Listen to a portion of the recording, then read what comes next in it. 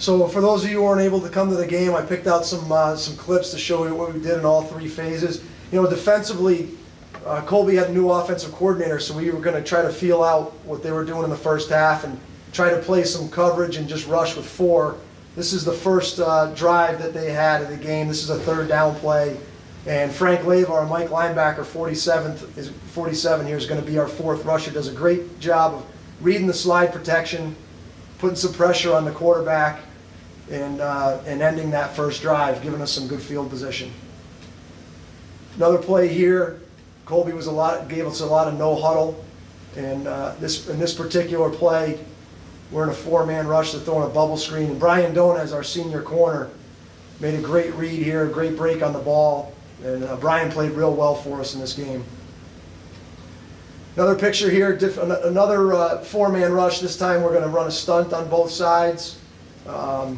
Just trying to give different ways of playing our zone coverage in behind with the four-man rush. On this particular play, both inside penetrating tackles are going to come free on the quarterback. And one of the things I thought our four-man rush did a great job in this game. Colby dropped back to pass 22 times, and their quarterback was on the ground 16 of those 22 times. And a lot of that came without a blitz. Okay, in the run game here, they did some things that we hadn't seen from them in the past, but you know, our players really did a great job. Perfect example of playing off a block right here. Preston Kelly, who was our defensive player of the game from our team, just did a really good job of playing off a block, even though he's a C-gap defender, understanding the play and getting to the ball. And a lot of the guys, we had a lot of that happening there until we were able to make some adjustments.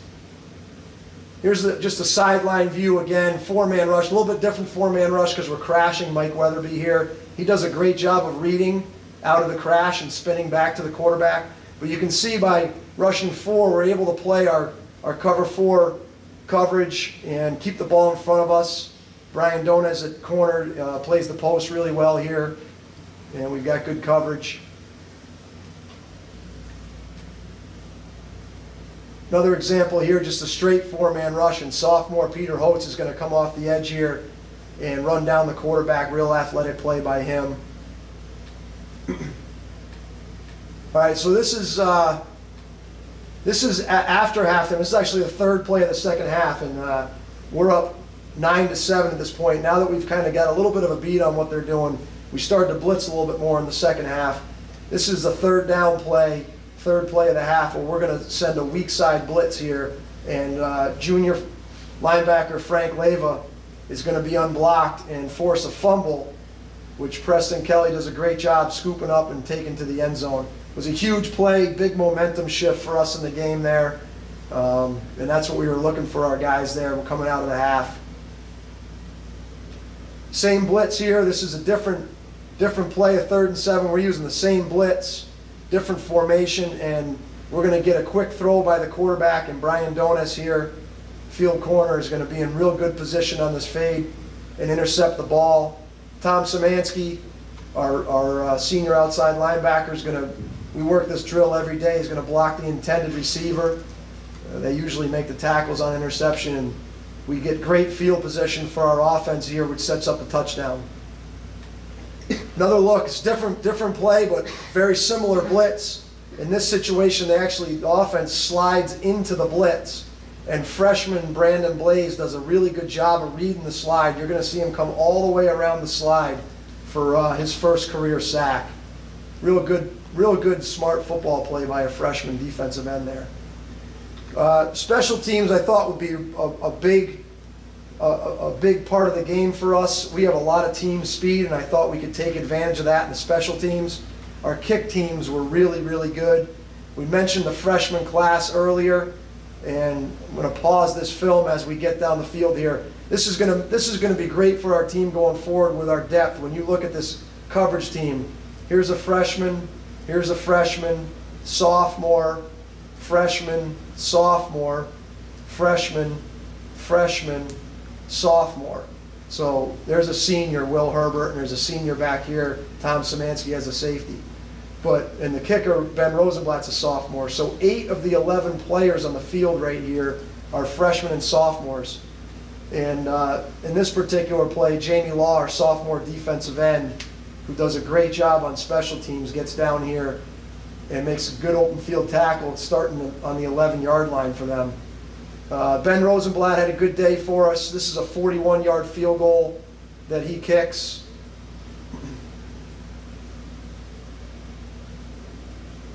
Now we'll get into the offense a little bit. Oh, I can't forget about Kyle Pulick. He was our special teams player of the game. He had 4 punts in this game, 2 of them into the wind, and all 4 of them were outstanding punts that pinned Colby deep.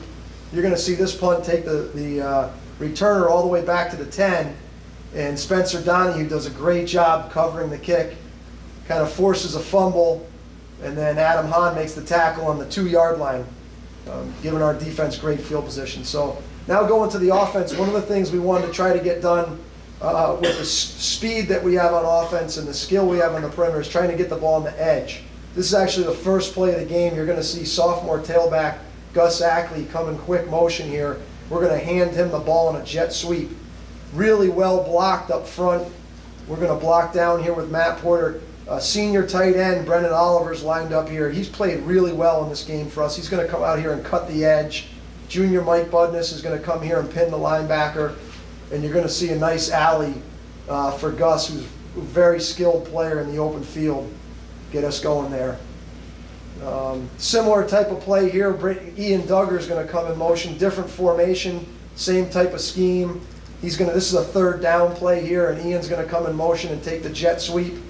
We're going to get a good block on the edge from Mike Budness and tailback Chudy Regulum, and Ian's going to take it around the corner for a 1st down. I thought our offensive staff did a great job of getting our offense ready with some new tailbacks and receivers here.